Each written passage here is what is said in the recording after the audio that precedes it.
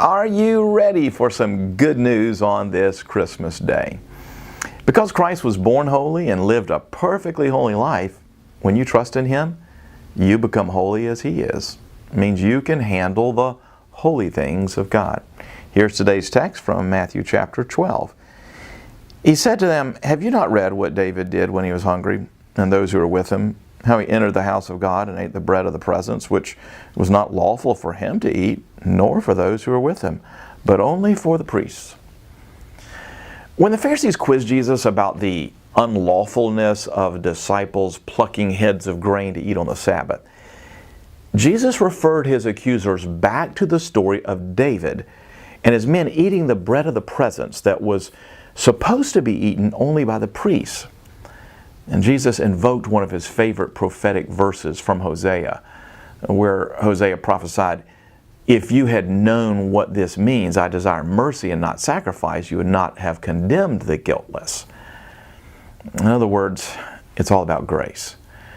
When my wife's Uncle Stanley was a boy, he and his brother sneaked into Mrs. Carell's backyard and stole some green apples off her tree. They were gripped with fear when they heard the old woman's voice. "Boys, what are you doing there? Come in this house this instant." Mrs. Carell sat the boys down at the kitchen table and told them to wait there as she left the room. Stanley knew Mrs. Carell was going to call his father, the chief of the police. It would be awful. But Stanley was wrong. What happened next changed young Stanley's life. Mrs. Carell came back with a big bowl of bright red store-bought apples. "Now boys," she said, "those green apples on my tree are no good. They're sour and wormy. Have some of these red apples. They're sweet and juicy, fresh from the market. Anytime you want a good apple, just let me know." Well, Stanley couldn't believe his ears. He'd never had a store-bought apple before.